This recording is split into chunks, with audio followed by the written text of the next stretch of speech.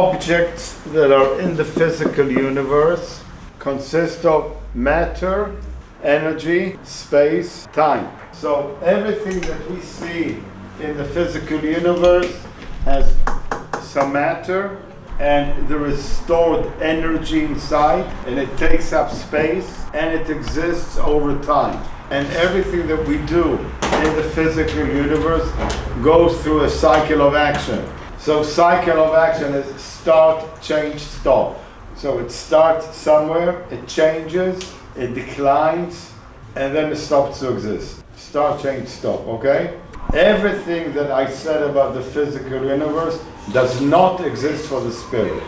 Whereas everything in the physical universe is based on motion, the spirit, we say it is a true static. The spirit does not move, it is not matter, it does not have time, and it doesn't need space. Εγώ πιστεύω ότι έχει σχέση με το ανώτερο φως και είναι αθάνατο. I believe that it is related to the higher light and that it is immortal. Exactly. Okay, so when you say immortal, this is important because we spoke here about the mind. The mind, and we see here the traumas. Okay, so this is our mind. And we draw it like a line because we have no other way of drawing it. And we see here that the mind has the pictures that we recorded when we are aware and the traumas that we record when we are not aware. You said something about the spirit being immortal. So this, we call this time track. All the pictures together in our mind are like on a strip, like cinema reel. So we are here now. Είμαστε λοιπόν εμείς εδώ και τώρα, PT, present time, στον παρόντα χρόνο, στο εδώ και τώρα.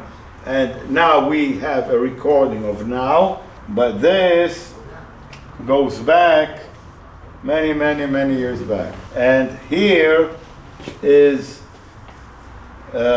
when were you born, Yanis? Του 51. 51.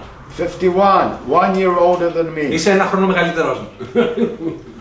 So here is 1951 for Yanis, and in 1951 something very dramatic happened in Yanis's life. You picked up this body, but this soma in 1951 was like this, and little baby.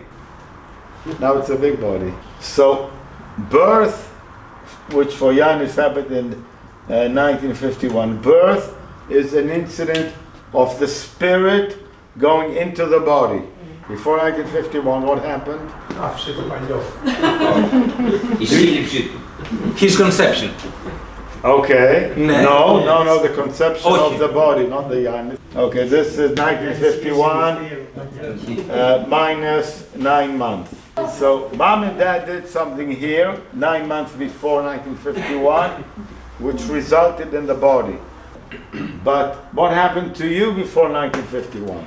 You don't remember? Do you have any memories before 1951? Okay, I will ask the group. Anybody here have memories from before this lifetime? Dani says yes. Dale says so. Julius says yes. Okay, thank you. So some people have memories from before being born this lifetime. Okay, because with this little device, we try to go back to find the traumas. So traumas that happened supposedly before your birth. Yes, but with your permission, I will drop the word supposedly. Okay? Because they definitely happen, they're definitely there. We have worked with hundreds, thousands of people, and there is not one individual, not one person that I know that after 20, 30, 40 hours of working did not bring up memories from before this body. So what I'm presenting is not ideas, but our experience. Now, I'm not imposing my knowledge on anybody else. Nobody needs to accept what I say. It's just something to be experienced. You do it and you find out for yourself. So don't accept what I say, but you can experience it, you can find out for yourself. Before you picked up this body, I asked you what happened. There must have been, if this is a moment of the person, the spirit picking up a body, prior to this, there must have been a moment of separation of this spirit from another body. So I don't know when it happened.